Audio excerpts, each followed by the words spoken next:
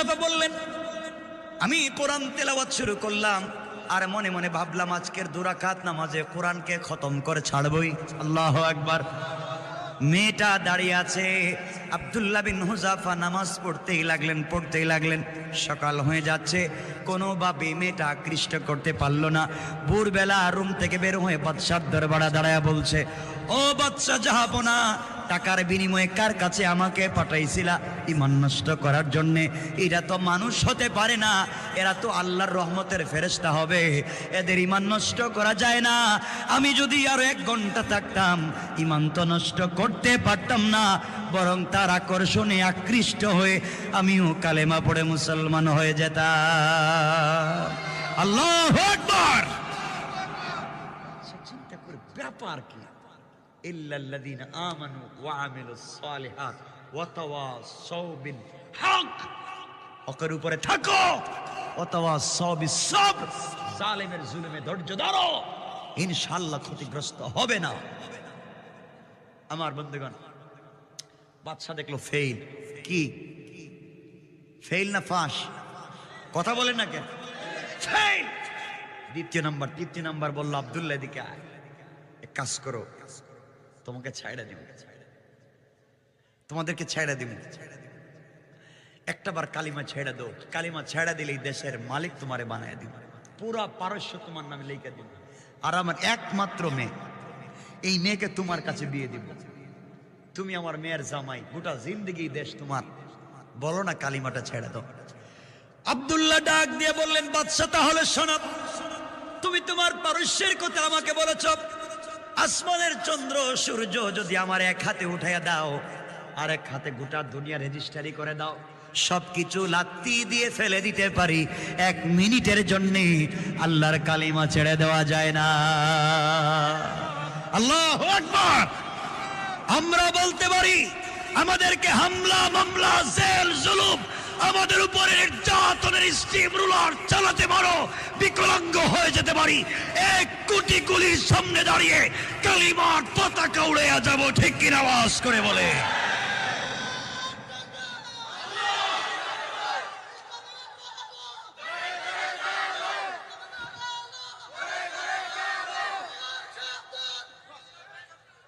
শোনো রে ভাই, দরকার নাই ফজরের নামাজটা ঠিক মতো পড়লেই চলবে, আজকে এত তার দরকার নাই।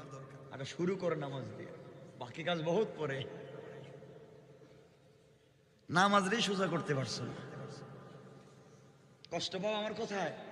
আমি আসিনি কোনোদিন, আর এভাবে কথাও বলি কম, কারণ আপনাদের ভালোবাসায় বসছি। আমার ভাইপু জানে আমি যেটা জুমা পড়াই, এটা হচ্ছে টোটাল এশিয়া মহাদেশের সবথেকে প্রাচীনতম মুসলিম স্থাপনা, বাংলাদেশের প্রথম মসজিদ। মসজিদের বয়সই তো 700 বছর। এখান থেকে লোকও হয় জুমায় কমপক্ষে 15 থেকে 20 হাজার। আমি ভালোবাসার ঠেলায় কথা বলতেছি, কষ্ট হচ্ছে না তো? কষ্ট হচ্ছে না তো? আমার বন্ধুগণ বুঝো যুবকেরা, তোমাদেরকে বলছি, তোমাদেরকে বিভিন্ন লাইনে কনভিন্স করা হয়, সমাজ থেকে বিচ্যুত করবার চেষ্টা করা হয়, যুবকদেরকে দিয়া আজকে সমাজকে নষ্ট করবার চেষ্টা করা হয়। আমরা চাই এই সমাজকে লাইনে নিয়ে আসতে হলে লক্ষ লক্ষ আমলের দরকার নাই, জালেমের জুলুমকে ভেঙ্গে চুরে চুরমার করে আল্লাহর তাওহীদের পতাকা প্রতিষ্ঠিত করবার জন্য একজন উমর হলেই চলবে, ঠিক কিনা বলে? একজন উমরের দরকার।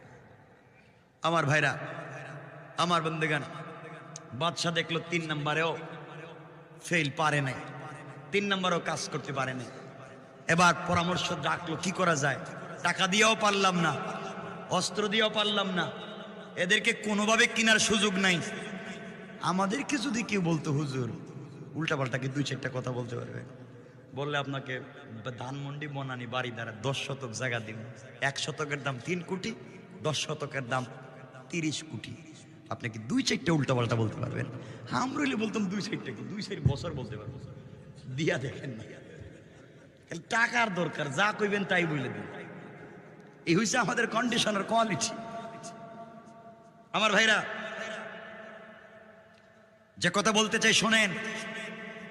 সরকার আজ একজন আসবে, কাল একজন যাবে, আমাদের কিচ্ছু যায় আসে না। আপনাদেরকে বলছি মারামারি করবেন না এগুলা নিয়ে, রাজনীতি নিয়ে। আল্লাহকে ওয়াস্তে সবাই মিলে দেশকে ভালোবাসবেন। দেশটা কিন্তু আমাদের, দেশটা আমাদের সকলের।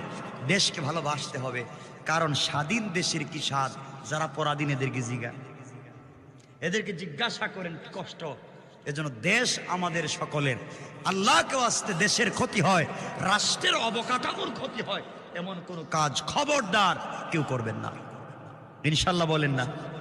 আমাকে বলেন ইনশাল্লাহ বলেন। রাষ্ট্রের কোনো ক্ষতি করা যাবে না। আল্লাহ আমাদেরকে কবুল করুন। আসতে বললেন আমি সবই আবার তুই রাস্তা দিয়ে যায়, আর যাইব কোন দিক দিয়ে? সবই আবার তো এদিকে যায় নাকি?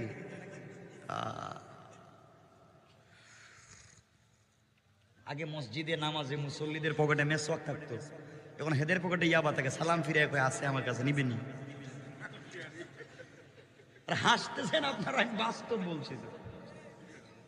হ্যাঁ, সমাজ কই গেছে আমার ভাইরা? শুনেন, বাদশাহ দেখলো আব্দুল্লাহ বিন হুযাফাদের ঈমান নষ্ট করা যায় না। এবার বলছে ও পরামর্শ পরিষদ, কি করা যায়? 3 বার তো ফেল, 4র্থ নম্বরে কি করা যায়?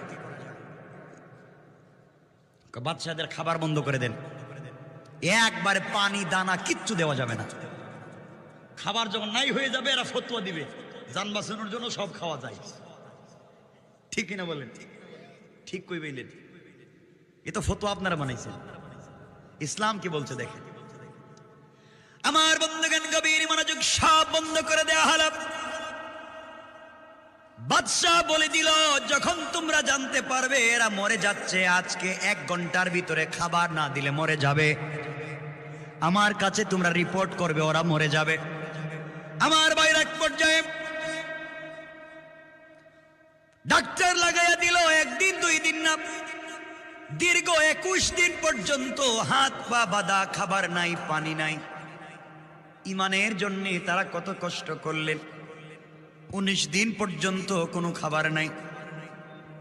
21 নম্বর দিনে ডাক্তার বলতেছে 1 ঘন্টার ভিতরে খাবার না দিলে 17 জন মরে যাবে। বাদশার দরবারে খবর পৌঁছে দেওয়া হলো। বাদশাহ 2টা খাবার 17 জন মুসলমানদের জন্য পাঠাইয়া দিল। আর ডাক্তারকে বলে দিয়েছে, ডাক্তার বলে দিবা কি খাবার আছে। মুসলমানদের সামনে খাবার পৌঁছে দেওয়া হলো। 21 দিনের না খাওয়া মানুষ, পানি নাই, দানা নাই, তাদের সামনে খাবার পৌঁছে দেওয়া হয়েছে। আব্দুল্লাহ বিন হুযাফা বললেন, কি খাবার নিয়ে এসেছ? একজন ডাক্তার বলছে, আব্দুল্লাহ রে, এক জায়গায় আছে মদ মিশ্রিত পানি, আর অপর পেয়ালায় আছে শুকরের বুনা গোশত। শুকরের বুনা গোশত আর মদ মিশ্রিত পানি, দুটোটা হালাল না হারাম? আওয়াজ কানি কানা দাইফা।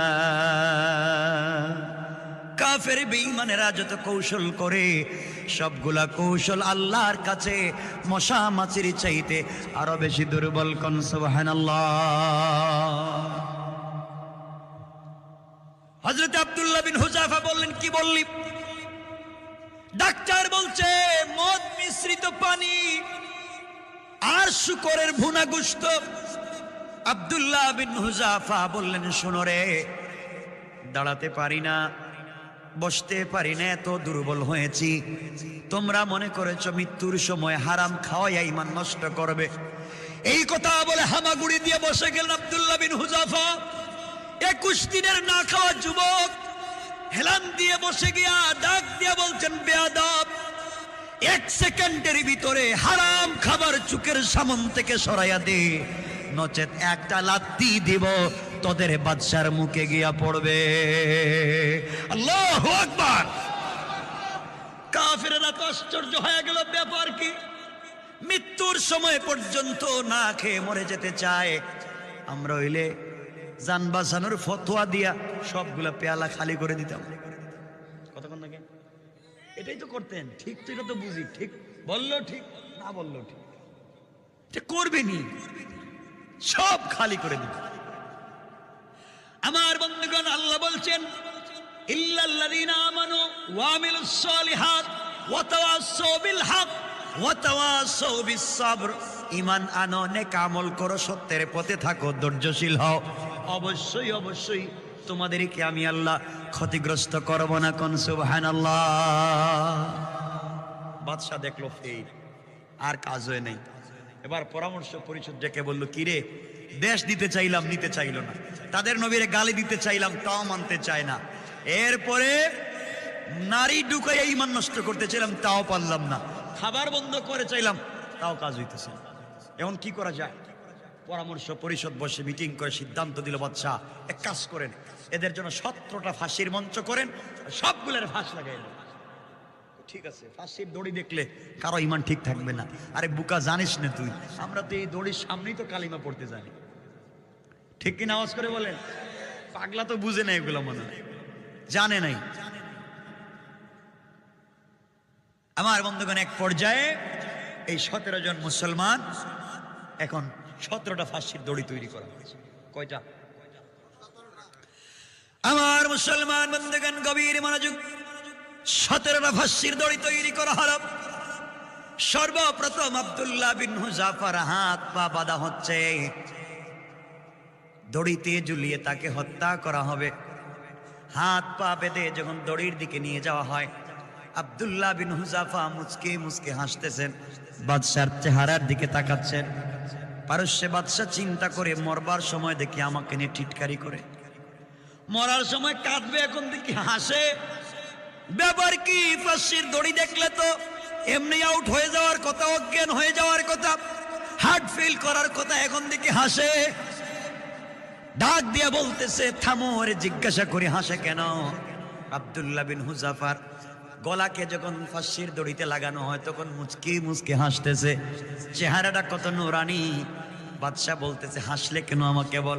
আব্দুল্লাহ ডাক দিয়ে বললেন, বুকারে, যার জন্য জীবন দিতে যাই, তুমি যে আমার জন্য এত দয়া করেছো আমি আগে জানতাম না।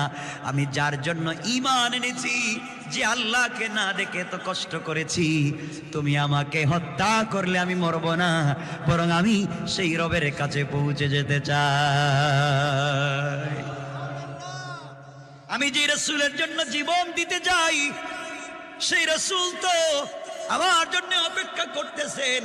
আমি যে আল্লাহর জন্য ঈমান দিতে যাই, জীবন দিতে যাই, এই আল্লাহ তো আমার জন্য অপেক্ষা করতেছেন। আমাকে ফাঁসির দড়িতে ঝুলাইয়া দিলে আমি মরে যাই না, আমি তো বেঁচে যাই, অনেক আকাম কুকাম থেকে বেঁচে জান্নাতে চলে যাব। যত তাড়াতাড়ি পারো আমাকে ফাঁসি লাগাইয়া দাও, আমি মরবো না, আমি আমার আল্লাহর কাছে চলে যাব। বাদশা তাকায়া দেখি, এটা কি রে, মরিয়াও তো মরে না। সুবহানাল্লাহ বললেন না? মরেও দেখা যায় জিন্দা। কয়ে এদের ছাইরা দিই, এদের কে পাবেন, আরেকটু শক্ত করে মারা দরকার। তো ফাঁসি দিলে কই বাঁচবে? ও নাকি আর তো রসুলের কাছে চলে যাইব, তার আল্লাহর কাছে চলে যাইব, এত সহজে দিতে পারবো না। শেষ, ফাঁসি দড়ি বাস। 5 নম্বরও কাজ হয় নাই। পরামর্শ করলো, তাইলে কেমনে মারা যায় এটা কর। সবাই পরামর্শ দিল, বাস এখন একটা কাজ করে 17টা গর্ত খনন করেন, আগুন জ্বালান, বড় বড় ডেক বসান, ডেকের ভিতরে তৈল দেন। তৈল যখন টকবক করে উত্তরাতে থাকবে, তখন এক একটারে ধইরা তৈলের ভিতরে চাপ দিয়ে ধরে রাখলে যখন গুস্ত হাড্ডি ঝরে ঝরে পড়বে, তখন এমনি পামসার। বাচ্চা এবার একটা ভালো বুদ্ধি দিচ্ছে, এই কাজ করা যায়। আমার মুসলমান বন্ধুগণ, গভীর মনোযোগ। 17 জন মুসলমানের জন্য 17টা গর্ত খনন করে, চুলা জ্বালিয়ে, আগুন জ্বালিয়ে, ডেক বসাইয়া তৈলকে যখন টকবক করে উতরাচ্ছে, আব্দুল্লাহ বিন হুযাফার 17 জনের একজন সাধারণ সৈনিককে হাত পা বেঁধে তৈলের মধ্যে ফেলে দেওয়া হবে। আব্দুল্লাহ বিন হুযাফা চিন্তা করলেন, আহারে, এদের জীবন তো বাঁচাতে হবে, আমার জন্য কিছু করা লাগবে, এভাবেই কি এদের জীবনটা চলে যাবে, এখন তো বাঁচবার পথ নেই। এই জন্য আব্দুল্লাহ বিন হুযাফা চিন্তা করলেন, কোনো স্যাক্রিফাইস করে কোনোভাবেই বাঁচানো যায় কিনা। যার হাত পা বাঁধা হলো তিনি দাঁড়িয়ে গেলেন, বাধা হচ্ছে তিনি দাঁড়িয়ে গেলেন, আর ডাক দিয়া বলেন, আব্দুল্লাহ বিন হুযাফার নেতৃত্বের বাকি 16 জন শোনো, আমাকে তৈলের মধ্যে ফেলে দেওয়া হবে দেখে তোমরা স্যাক্রিফাইস আর কম্প্রোমাইজের কোনো কথায় যাইও না। তোমরা মনে করতেছো আমি মরে যাই, তোমরা আমার জন্য টেনশন করো না রে, গতকালকে রজনীতে বিশ্ব নবীকে আমি স্বপ্নে দেখেছি। আমার নবী, আমি দেখেছি আমার নবী তার বন্ধু আবু বকরকে সাথে নিয়ে আমার সামনে হাজির হয়েছে। আমাকে জড়াইয়া কপালে চুম্বন করে বলেছেন, সাহাবীরে, ইমানের জন্যে, দ্বীনের জন্যে জীবন যদি বিসর্জন দিয়ে চলে আসো, তোমার জন্যে আমি অপেক্ষা করব, কোনো ধরনের স্যাক্রিফাইস চলবে না। সুতরাং আমার জন্য টেনশন করো না। আমি যেই পথে চলে যাই, হামজা যেই পথে চলে গিয়েছে, মাজার মুআবিস যেই পথে চলে গিয়েছে, হযরতে সুমাইয়া যেই পথে শহীদ হয়েছে, জাফর যেই পথে শহীদ হয়েছে, আমি সেই পথে চলে যাই। টেনশন করো না, ইমানের উপরে অটল আর অবিচল থাকো। দুনিয়ায় না দেখা হলেও আমার রক্ত যদি পারস্যের জমিনে পড়ে যায়, আমি মাজলুম, রক্তের মাধ্যমে এই দেশে দিন জিন্দা হয়ে যাবে। কোন সুবহানাল্লাহ। আমার বন্ধুগণ, আব্দুল্লাহ বিন হুযাফাকে আগুনের মধ্যে ফেলে দেওয়া হলো। আব্দুল্লাহ বিন হুযাফার এই তরুণ সাহাবী, তার সহপাঠীকে তৈলের মধ্যে ফেলে শহীদ করে দেওয়া হলো। এবার আব্দুল্লাহ বিন হুযাফার হাত পা বাঁধা হচ্ছে। আব্দুল্লাহ বিন হুযাফার হাত পা বেঁধে যখন তাকেও তৈলের কাছে নিয়ে যাওয়া হলো, এবার আব্দুল্লাহ বিন হুযাফা চোখের পানি ছেড়ে ছেড়ে কাঁদতেছেন। তার চোখের পানি গাল ভিজে ভিজে যেন মাটিতে পড়ে যায়। পারস্যের বাদশা এবার হাসতে লাগলো আর বলল, আব্দুল্লাহর এবার কাজ হয়েছে, বুঝতে পেরেছি এতক্ষণ পর্যন্ত বাহাদুরের মতো বক্তব্য দিয়েছো, এখন তোমার সহপাঠী মরে গেছে দেখা ভয় ঢুকেছে, এখন মনে হয় চোখের পানি ছেড়ে কাঁদতেছো বাঁচবার জন্য।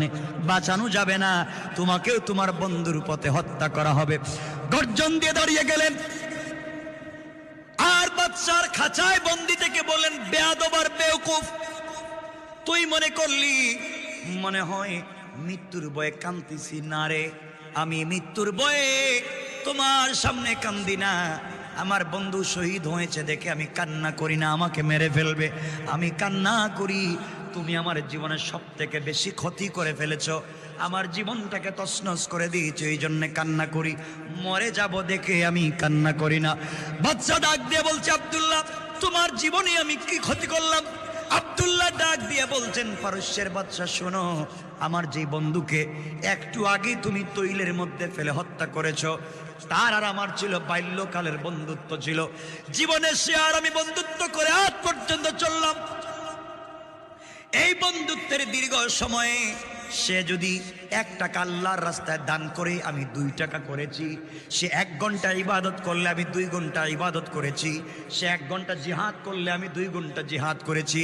অর্থাৎ ইসলামের জন্য, দ্বীনের জন্য আমরা 2 ভাই প্রতিযোগিতা করেছি। গোটা জিন্দেগির প্রতিযোগিতায় আমি ফার্স্ট হয়েছি, সে সেকেন্ড হয়েছে। সে 1 টাকা দিলে 2 টাকা দান করেছি। সে 2 রাকাত নামাজ পড়লে 4 রাকাত আমি পড়েছি। সকল কাজে আমি ফার্স্ট ছিলাম। জীবনের সকল নেক আমলে তার আগে আমি ছিলাম। কিন্তু বেওকুফ বাদশা, তুমি আমার বন্ধুকে আমার আগে তৈলের মধ্যে ফেলে দুনিয়ার জমিন থেকে আগে বিদায় করে জীবনের শেষ নেক আমলে তাকে আমার আগে জান্নাতি প্রবেশ করবার সুযোগ দিয়েছো। জীবনের শেষ আমলে আমি ফেল করলাম, আমার বন্ধুর কাছে ফেল করলাম, আমার বন্ধু ফাঁস করলো, আমার আগে জান্নাতে পৌঁছে গেল। আহারে, তুমি যদি আমার বন্ধুকে না হত্যা করে আমাকে আগে ফেলে দিতে, তাহলে আমার বন্ধুর আগে আমি জান্নাতে পৌঁছে যেতাম। এই জন্য আফসোস করে কান্দি, কেন তার আগে আমার মরণ হলো না। আল্লাহু আকবার। বাদশা চিন্তা করে, ব্যাপার কি, এরা মৌতের সময় দিকে প্রতিযোগিতা করে, কে কার আগে মরবে এই নিয়ে প্রতিযোগিতা করে। তাহলে যারা মরেও দেখতেছে মরে না, মরার সময়ও প্রতিযোগিতা। এবার বাদশা চিন্তা করলো, এদেরকে মাইরা লাভ নাই, সসম্মানে ছাইড়া দেওয়াই দরকার। আল্লাহু আকবার বলেন, আল্লাহু আকবার বলেন।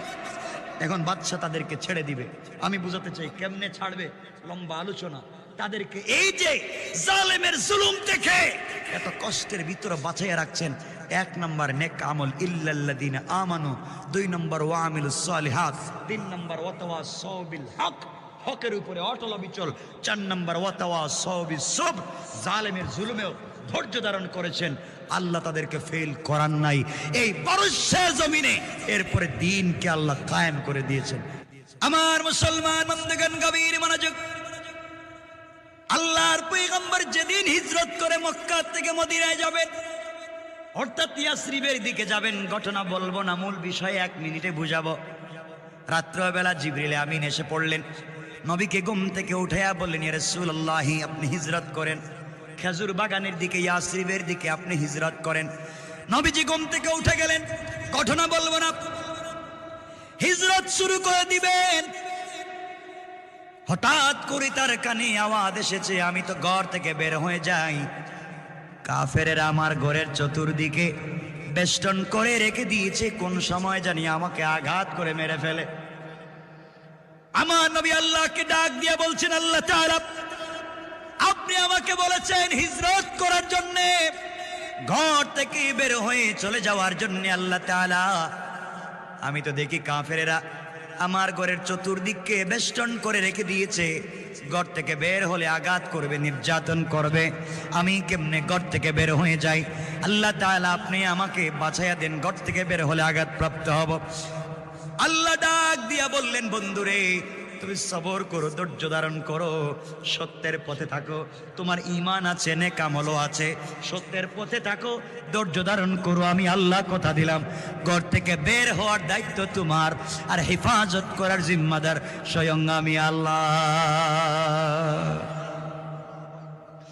আমার নবী বললেন, আল্লাহ তাআলা, আমি তো ঘর থেকে বের হব ঠিকই আপনার উপরে ভরসা করে, কিন্তু কোনো উপকরণ না থাকলে তো ভয় হয়, কাফেরেরা কোন সময় জানি আঘাত করে ফেলে। আল্লাহ বলছেন, বন্ধুরে, তাহলে একটা কাজ করো, হাতের মধ্যে কিছু কঙ্কর, হাতের মধ্যে কিছু বালি, হাতের মধ্যে কিছু পাথর নিয়া কোরআন থেকে কিছু তেলাওয়াত করে কাফেরদের উপরে নিক্ষেপ করে দাও, এর মাধ্যমে তোমাকে আমি হেফাজত করে দেব।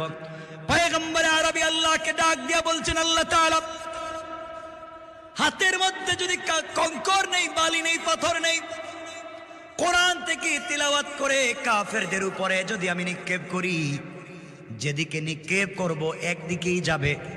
কাফেররা তো চতুর্দিকে বেষ্টন করে রেখে দিয়েছে, একদিকে মারলে অন্য দিকের কাফেররা আমাকে আঘাত করবে। আয় আল্লাহ, আমি তো একসাথে চতুর্দিকে পাথর মারতে পারবো না, আমি মারলে একদিকে যাবে, অন্য দিকের কাফেররা আমাকে মারবে, কেমনে বাঁচবো? আল্লাহ বললেন, বন্ধুরে, তোমার কাজ হলো হাতের মধ্যে পাথর নিয়ে একদিকে নিক্ষেপ করা, আর আমি আল্লাহর দায়িত্ব হলো সকল পাথরগুলাকে সকল কাফেরদের চোখে চোখে পৌঁছে দেওয়া। আল্লাহু আকবার। কারণ তোমার ঈমান আছে, নেক আমল আছে, সত্যের পথে আছো, ধৈর্য ধারণ করে আছো। যার আমল যারা করবে তারা ক্ষতিগ্রস্ত হতে পারে। তাফসীর মনে বুঝেন নাই, ক্ষতিগ্রস্ত হতে পারে, এটাই তো মূল শিক্ষা। আমার বন্ধুগণ, এবার বিশ্বনবী হাতের মধ্যে কিছু পাথর নিলেন, দরজা খুললেন, কোরআন থেকে কিছু তেলাওয়াত করলেন, পাথরের মধ্যে ফুঁক দিলেন, সামনে কাফেরদের সামনে নিক্ষেপ করে দিলেন। তাকায়া দেখেন সকল চতুর্দিকের কাফেরদের চোখে পাথর পৌঁছে গিয়েছে, চোখ রগড়াতে লাগলো, চোখ মুছতে লাগলো। নবীজি আশ্চর্য হয়ে গেলেন, একদিকে মারলাম, চতুর্দিকে কেমনে গেল বুঝি নাই। আমার নবী পৌঁছে গেলেন মদিনায়। একদিন আল্লাহ সুযোগ বুঝে আমার নবীকে ডাক দিয়ে বলছেন, বন্ধুরে, জবাব দাও, ওই দিন তুমি কেমনে আসলে? তুমি তো একদিকে মারছিলা, চতুর্দিকের কাফেরদের চোখে কেমনে পৌঁছে গিয়েছে তুমি একটু বলো। পয়গম্বরে আরবি বলেন, আল্লাহ তাআলা, আমি জানি না, এখনো বুঝতে পারি না, মারলাম একদিকে, মারলাম সামন দিকে, পাথরে দেখি পিছন দিকে কাফেরদের চোখে পৌঁছে গেল, বুঝি না। আমার আল্লাহ জবাব দিলেন, বন্ধুরে, তাহলে শোনো, আমার রামাইতা ইয রামাইতা ওয়ালাকিন্নাল্লাহ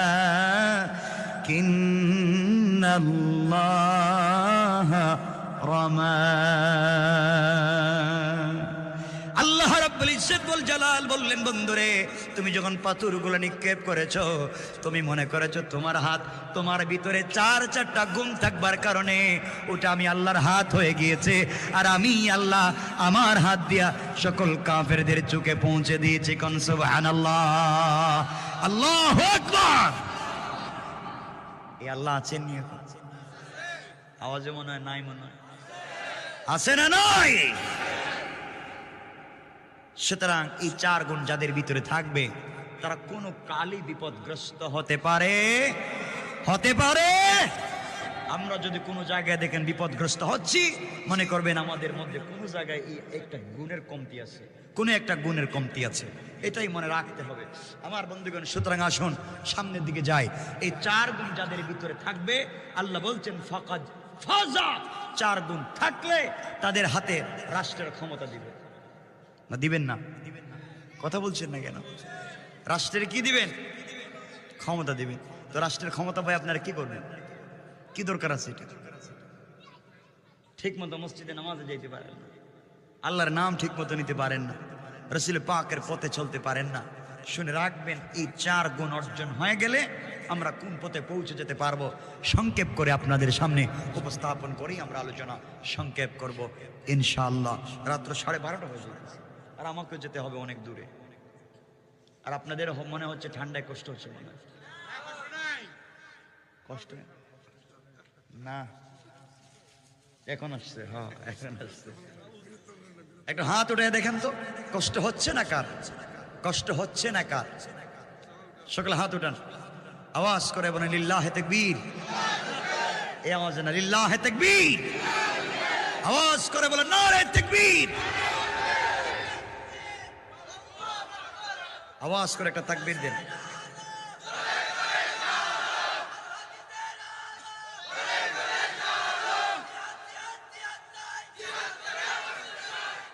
দরকার নেই, আমি জানি জিয়াদ আরম বলে কই থাকবেন আপনারা, আমাদের জানা আছে, ওগুলো বাদ দেন। টেলিফোন বন্ধ করে শ্বশুর বাড়ি যাইবেন, কই যাইবেন? এগুলো বাদ। আমরা সমাজ বিনির্মাণের চেষ্টা করব। আমরা সন্ত্রাসবাদ, জঙ্গিবাদ এগুলাকে না বলবো। মাদকের সাথে আমাদের সম্পর্ক থাকবে না, ঠিক কিনা বলেন?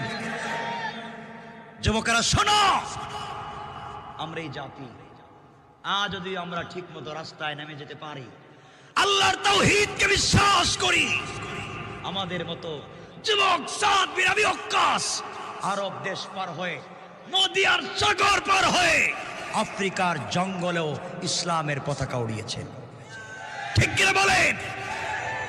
এই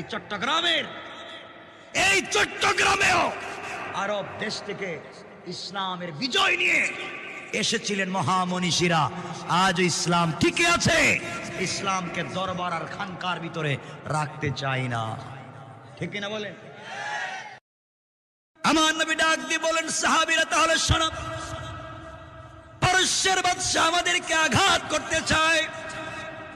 সে মনে করেছে আমরা দুর্বল, আমাদের ঘর নাই, আমাদের বাড়ি নাই, আমাদের দুবেলা খাবার নাই, সুন্দর জামা নাই, কিছুই লাগবে না। যার যা কিছু আছে মদিনার মধ্যে দুর্ভিক্ষ, যে যা পারো জিহাদের ফান্ডে দান করো, চান্দাগুলা দিতে থাকো। তারা আমাদের দেশ আক্রমণ করবার আগে আমরা গরিব মানুষ, কিছু সংখ্যক মুসলমান, আমাদের আল্লাহ আমাদের সাথে থাকবে, আমাদের বিশ্বাস পারস্য আক্রমণ আমাদের উপরে করার আগে আমরা তাদের দেশে আক্রমণ করব। আমাদের বিশ্বাস তারা আমাদেরকে প্রতিহত করতে পারবে না। আল্লাহু আকবার। আমার মুসলমান বন্ধুগণ, এক পর্যায়ে আমার নবীর জিহাদের ফান্ডে যে যা পারে দান করতে লাগলেন। মহিলারা কানের ফুল, নাকের দুল, যে যা পারে, যা হয় ব্রেসলাইট, যা আছে সব দিয়ে দিচ্ছে। সাহাবায়ে কেরাম সম্পদের অর্ধেক, পুরা সম্পদ 3 ভাগের 1 ভাগ যে যেভাবে পারছেন সব দিয়ে দিচ্ছেন। পারস্যের 2 জন গোয়েন্দা দাঁড়িয়ে দেখল মদিনার মধ্যে দুর্ভিক্ষ এসেছে। মদিনার মুসলমানদের খেজুর গাছে খেজুর পাকা, আদা পাকা, ঘরের ভিতরে খাবার নাই। বিশ্বনবী আখিরি জামানার পয়গম্বর জিহাদের জন্য হাত পেতেছেন, যে যা পারে তাই দিয়ে যায়। একজন মহিলা এখানে দাঁড়িয়েছিলেন, হঠাৎ করে রাসূলের সামনে থেকে দৌড়াতে লাগলেন বাড়ির দিকে। বাড়ির ভিতরে প্রবেশ করলেন, ঘরের ভিতরে প্রবেশ করে তিনি কিছুই পেলেন না। হঠাৎ করে বিছানার উপরে নিজের কলিজার টুকরা সন্তানকে দেখতে পেলেন, যেই সন্তান দাঁড়াতে পারে, হাঁটতে পারে না, বসতে পারে। ছোট্ট বাচ্চা, 1-1.5 বছরের বাচ্চা, বাচ্চাকে কোলে নিলেন, চোখের পানি ছেড়ে দিলেন। আওলাকে সে পাগল বেশে রাসূল পাকের দরবারের দিকে ছুটতে লাগলেন। রাস্তায় হযরতে আবু বকরের সঙ্গে দেখা। আবু বকর ডাক দিয়ে বলছেন, মহিলা দৌড়াও কই? মহিলা ডাক দিয়ে বলছেন, আবু বকর আমি দৌড়াই, বিশ্ব নবীর সামনে যেতে চাই।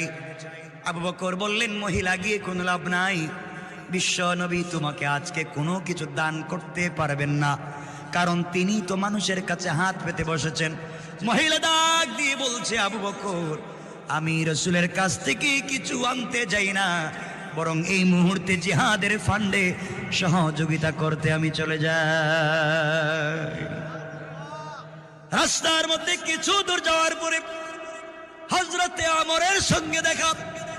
আমর ডাক দিয়ে বললেন, মহিলা দৌড়াও কই? মহিলা ডাক দিয়ে বলছেন, রাসূল পাকের দরবারে যেতে চাই। আমর বললেন, গিয়ে কোনো লাভ নাই, বিশ্ব নবী তোমাকে কোনো সহযোগিতা করতে পারবেন না, কারণ তার কাছে সম্পত্তি নাই। মহিলা ডাক দিয়ে বলছে, আমর কে দিতে পারবে না জানতে চাই না, এই মুহূর্তে রাসূলের কাছে যাওয়া আমার বড় প্রয়োজন, জিহাদের ফান্ডে আমিও কিছু সহযোগিতা করতে চাই। আমার নবীজির সামনে মহিলা দাঁড়িয়ে গেলেন। আমার নবীজি ডাক দিয়ে বলেন, আম্মা জান কি জন্য তুমি এসেছ? মহিলা ডাক দিয়ে বলছেন, পয়গম্বরে আরবি জিহাদের ময়দানে আপনাকে কিছু সহযোগিতা করতে চাই। কি দিতে চাও, কেনই বা এসেছ? মহিলা ডাক দিয়ে বলছেন, ও আল্লাহর রাসূল আমি একজন সাহাবীর স্ত্রী, দীর্ঘদিন আগে আমার স্বামী আপনার ডাকে সাড়া দিয়ে আল্লাহর জমিনে তাওহীদ এবং রিসালাতকে প্রতিষ্ঠা করবার জন্য জিহাদের ময়দানে চলে গেলেন। যাওয়ার সময় আমি ছিলাম প্রেগনেন্ট, আমি ছিলাম গর্ভবতী। আমার স্বামী আমাকে ওসিয়ত করে বলেছেন, স্ত্রীরে জিহাদের ময়দানে চলে যাই, আল্লাহর জমিনে আল্লাহর তাওহীদ প্রতিষ্ঠার জন্য চলে যাই।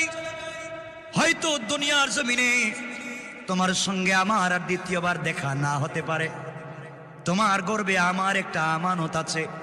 স্ত্রী আমি যদি ফিরে আসি তাহলে গাজী হয়ে আসব, আর যদি মরে যাই তুমি শহীদের স্ত্রী হয়ে যাবে। তোমার গর্বে আমার যে সন্তান আছে, ছেলে হবে না মেয়ে হবে আমি জানি না, যেই হোক না কেন, সন্তান জন্ম নেওয়ার পরে আমি যেই পথে চলে যাই, তুমিও আমার সন্তানটাকে ওই পথে কোরবানি করে দিবা। কোন সুবহানাল্লাহ। পয়গম্বরে আরবি আমি বাড়িতে পৌঁছে গেলাম। বাড়িতে যাওয়ার পরে আমি দেখতে পেলাম দীর্ঘদিন আগে আমার স্বামী জিহাদের ময়দানে গিয়েছেন, শহীদ হয়ে গিয়েছেন, ফিরে আসেন নাই।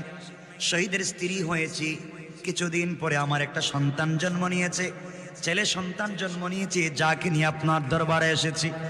আপনি যখন জিহাদের ফান্ডে দান উঠাচ্ছেন, নারীরা যে যার মতো করে দিয়ে যায়, পুরুষেরা যার মতো যে পারে দিয়ে যায়। পয়গম্বরে আরবি আমার পরনে যে কাপড় আছে, এছাড়া আমার ঘরে কোনো সম্পত্তি নাই, খাবার ছাড়া, প্লেট ছাড়া, একটা গ্লাস ছাড়া আর কোনো জিনিস নাই। ঘরের ভিতরে যাওয়ার পরে কিছুই যখন খুঁজে পেলাম না, হঠাৎ বিছানার দিকে চক্ষু পড়ল। আমার স্বামীর ওসিয়তের কথা মনে পড়েছে, সন্তান ভূমিষ্ঠ হয়েছে, আমার একটা ছেলে সন্তান হয়েছে। স্বামীর ওসিয়ত মনে পড়বার কারণে আমি আমার সন্তানকে নিয়ে আপনার দরবারে এসেছি। সবাই তো সব কিছু দিয়ে সহযোগিতা করে, আমি কিছুই দিতে পারলাম না। আমার কলিজার টুকরা ছোট্ট মাসুম বাচ্চাটাকে এই মুহূর্তে আমি জিহাদের ফান্ডে দান করে দিলাম। আমার মন বলতেছে এই বাচ্চার মাধ্যমে এই জমিনে দিন জিন্দা হয়ে যাবে। কোন সুবহানাল্লাহ। আমার নবী ডাক দিয়ে বললেন, আম্মা জান তোমার এই বাচ্চাকে আমি জিহাদের ফান্ডে নিলে আমার উপকার কি?